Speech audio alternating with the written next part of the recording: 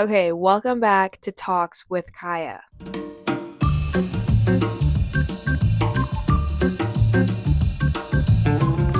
We're back with another episode, and only issue is I didn't bring my tripod from home. I also didn't bring my mic, so I'm using this little itty bitty one that was like $10 off Amazon, and my phone is propped up on a water bottle. So if the audio sounds a bit funky and the angle's a bit funky, that's why. Please be kind. Okay, in today's episode, we're going to be talking about how to prep for the new year. Prep for 2026. Okay, and I know what you may be thinking, Kaya, it's not even December yet. Like, are we seriously talking about the New Year's? The answer is yes. I think that there's no better time to start prepping for New Year's resolution, new goals than months in advance, okay? And I have a few reasons why. Starting off with number one, why it's important to start now. I'm going to give you a little background. If you've been on TikTok, Instagram, Pinterest, YouTube, actually, if you've been online at all since like September, October to now, you've probably heard of the Great Lock In. Last year, it was the winter arc. I made a video about that.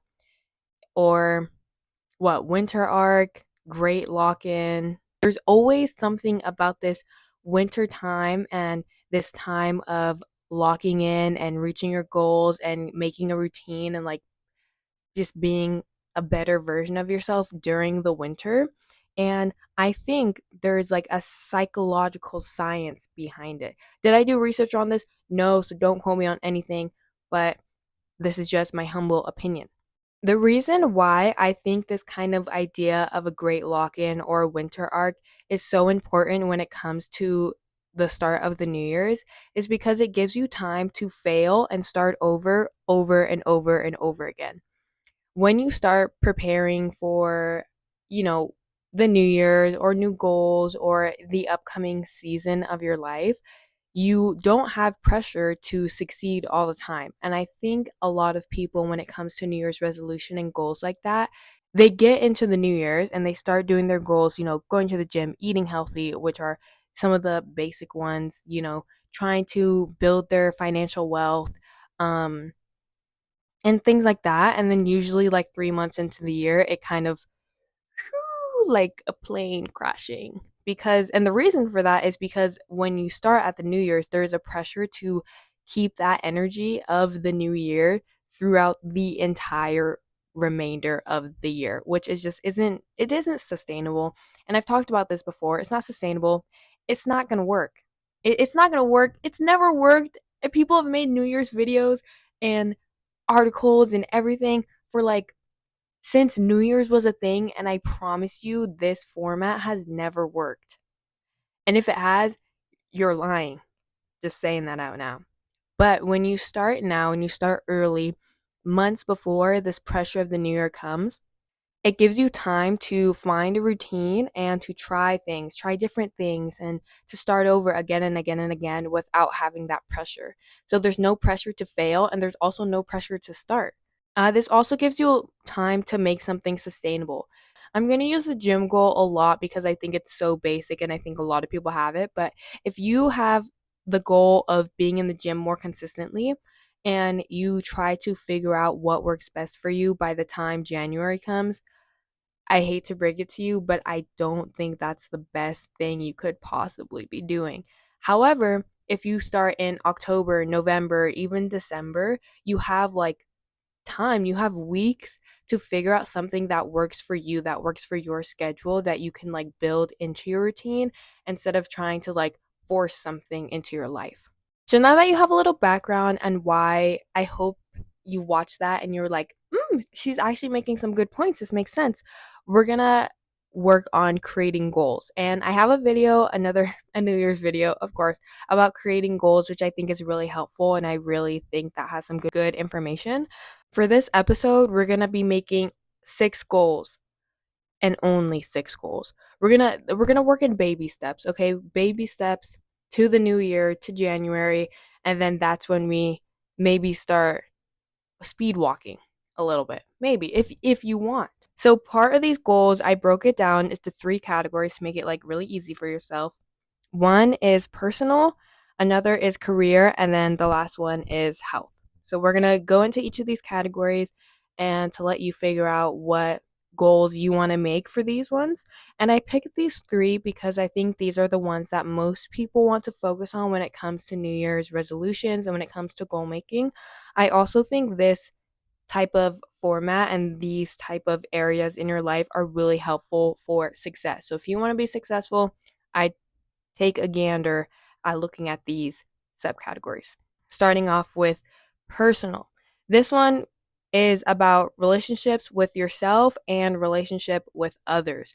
So personal goals, although any goal could technically be a personal goal, your personal goal is about your connection and about your community and I guess like self love, you could say. There's a lot of different ways you can think about it, but it truly is mental and heart focused. So, relationship with others, you could have it be I want to strengthen 3 of my connections this upcoming year, or I want to make 3 new connections. It could be things like that. And then once you find what you want for that, like relationship with others goal, you're gonna want to break that into what does this look like for me? So if your goal is to make 3 new connections with other people, you want to look at what is a connection for me. An example could be hanging out with people outside of the spaces you met them in. So if you meet a friend in class and you want to strengthen that connection or make that connection, for you, it might be hanging out with this person outside of class. If you want to strengthen a connection, it could be taking the connections you already have and like moving those into different spaces of your life, which the same example can apply if you met someone in class. You can hang out with them outside of class and bring them into areas of your life that's not school. The other one, relationship with yourself. This one's all about self-love. Self-love, self-care, all the amazing things that everyone always talks about, but for you this could be and some of these goals are going to overlap, I will say. This can be something related to wellness, this could be something related to mental health, which is kind of like it's similar in nature. So a relationship with yourself could be going and getting therapy. Like you're like New Year's resolution, I want to start therapy. That would be strengthening your relationship with yourself. Even though you're with another person and you're working through things with someone else, it's still helping your mental, your heart, and that is what these personal goals are all about. So take time, write those down, get them somewhere where you'll remember them. Okay, 6 goals. We have 1, relationship with others, 2, relationships with yourself. Moving on into the next category, we have career. This one, I broke it down into financial and then either education or your job. I didn't want to use the word career again, but same thing. Financial is exactly what it sounds like. It's your financial goals. Do you want to start investing this year? Do you want a raise from your job? How are you going to create your wealth in a way? And how are you going to make sure that is sustainable and make sure that lasts? I'm not a financial expert and I'm still figuring that out myself. Don't go to me, go do some research, but I promise this goal it'll help you. So that's definitely on my list. So number 3, financial, make a financial goal. It can be simple, I'd recommend keeping it simple, but it could be even a bigger goal. Another example of a financial goal could be getting a house, getting a car, you know, these kind of investments that could be financial because it has to do with your money and your spending and or your saving and building. Okay, the next one is education or job. If you're a student at any level, this goal would be related into what you want to accomplish in this next upcoming year, next school year, or even in like future years, depending on what grade level you're in. So if you're a high school student, start looking at colleges if that's something you want to do. Make sure your goal number 1 should be to graduate, but look at what schools do I want to get into, what do I have to do to get into that, and then why. Make sure the why is really important. Why do you want to get into these schools? If you're already a college student, university student, think about what degrees you want to obtain and then how you're going to get those. Obviously, going to class, passing your classes are important, and that's ultimately how you're going to get that degree. But also figuring out what level of degree do you want, and then how is that going to make you successful. So don't just say, I'm going to get a doctorate because I want one. Get a doctorate because you know that's going to help you succeed. College is expensive, and the more you plan and the more you understand why you're doing something, the better your money will be spent. All encapsulating into the idea of career. Job is another one. If you're not happy at your job, go look at finding a new one. Don't quit the one you have right now, at least not yet. But if you want a better job or if you want a different job, this would be under your goals for career. So, number one, relationship with others. Number two, relationship with yourself. Number three, financial. Number four, education/job.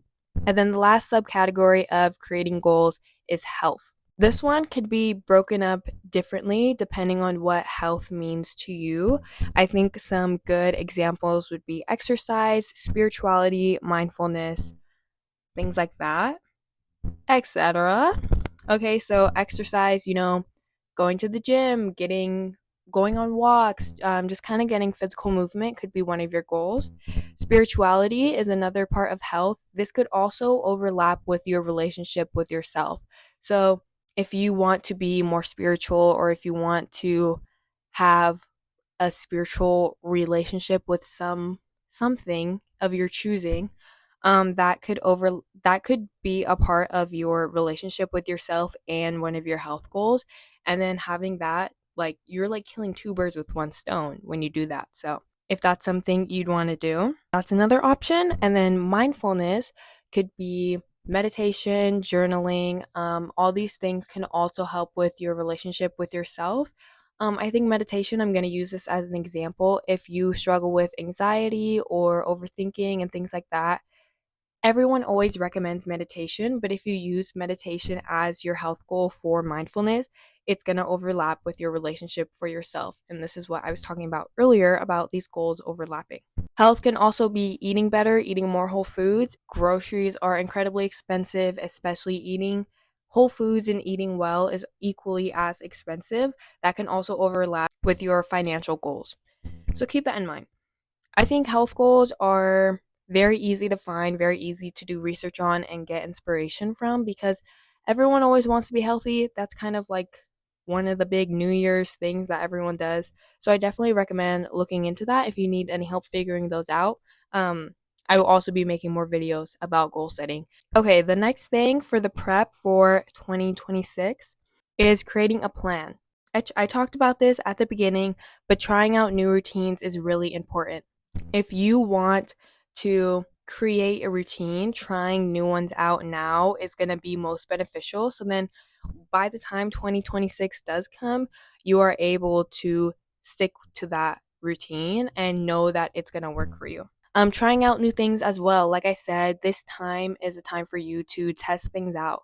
You have no pressure to fail, you have no pressure to succeed. So, whether you like something or you don't, it's totally okay. Like, this time of the year is when you can start doing those things without feeling pressure. And I think that makes it a lot easier for you to become successful in the future when you don't have those pressures even that you put on yourself on you, but you're able to still do that. Ask for help. If you're making a plan and you want to be successful and you're trying out new things, but you don't ask for help, I can't emphasize enough how much this might not work. Asking for help from people who know how to accomplish your goals are really, really important. If one of your goals is financial and you want to start investing, go talk to someone who knows about that, who knows about investing, especially when you're in college. If you're in college, go find someone in finance. Go find someone majoring in econ or something. Actually, I don't know about econ, but go find someone majoring in accounting or something, or someone in your life who knows, who has that area of their life as an expertise. That's their job, that's what their knowledge base is. And pick their brain a little bit and ask them for help. And I promise you, most people are willing to help. Most kind people, most people who are supportive of others and who are successful will help other people reach that. Okay, next, to do your research, especially for things like financial education and other career goals. Doing your research is really important. Without that, you're kind of just you're like a fish out of water. That's the phrase. So do your research on budgeting or investing. But doing your research is really important. Even if you want to have mindfulness goals, health goals, personal goals, doing your research on these things are important. Therapy, it's very important to do your research. Any type of mindfulness, it's very important to do your research. Spirituality, again, research is really important. And I know what you're thinking, Kaya, why would I be doing research for my goals? Like, who wants to do research? I promise you, being knowledgeable about these things is the best way for you to be successful. Knowledge is success. Other things you can do is a vision board. And I want to talk about this too early because everyone always does a vision board for New Year's. And I know it gets really repetitive and really boring, but those things I find for me personally are really helpful, but they only are helpful if you're taking those things into action. Other things you can do are to basically go to other New Year's resolutions and things like that, especially videos that have this is what you should do for New Year's and goal setting, and do those kind of preps, because even though it's not the new year quite yet, you can still incorporate those things now and it might be really helpful. Anyways, that's going to be it for this episode. I hope you guys enjoyed. I hope you found this useful, and I'm glad to be back on the advice giving episodes. Woohoo! Stick around for more.